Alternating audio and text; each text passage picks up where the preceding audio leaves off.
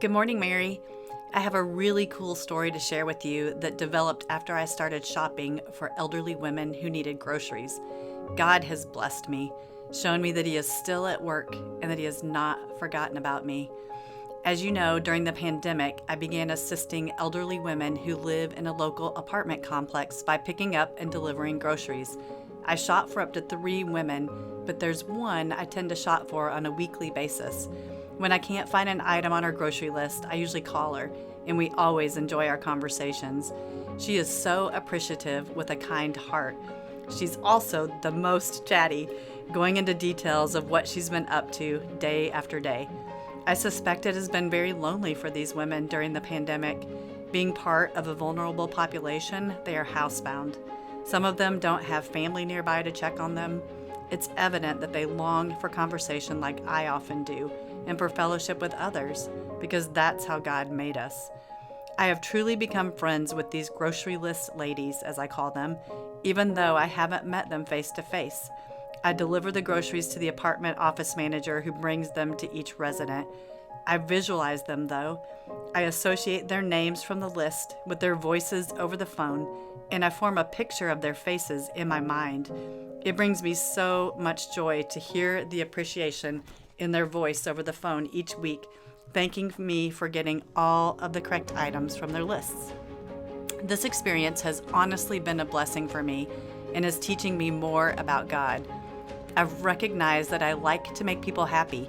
It probably goes hand in hand with my main love language of serving others through acts of kindness. And serving in this way reassures me that I have a purpose beyond my own challenges during the COVID pandemic. When the quarantine began, I couldn't predict anything that would happen next. Our college age and adult children found their way back home in March.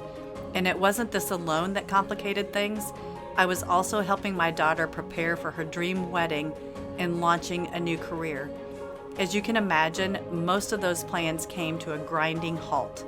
While trying to help my daughter cope with the loss of these big dreams, I learned that my own job has been discontinued beginning this fall.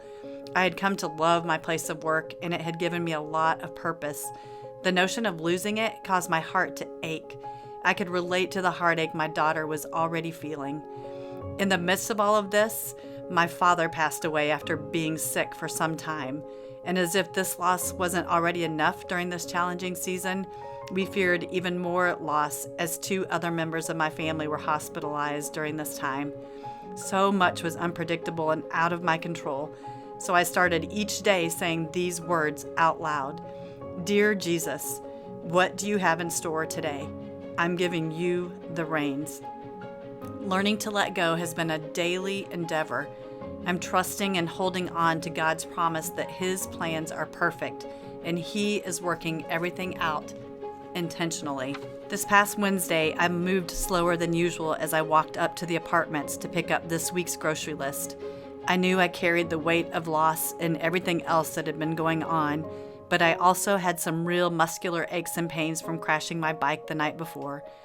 I opened the door to the manager's office, and to my surprise, I was greeted with the most beautifully decorated cake. One of the ladies I had been shopping for had been looking so hard for cake decorating items on her list. She baked me a cake. It was no coincidence that this was the day I received this beautifully designed cake that had so much detail and love put into it. I called her immediately, and with my tender heart, I choked up as I thanked her for this beautiful gift. We talked for quite a while. I explained to her how my week had been unfolding. She shared that she was waiting to have a procedure done, and until then, she was unable to go out and even take walks. I told her how shopping for her brought me so much joy and purpose, and that God placed us together to become friends. Little does she know that I hate grocery shopping. I've had to dig deep through all of this, but God has stretched and sustained me. He's prepared my heart to do the shopping, but also to learn more about who He is. God must have a sense of humor.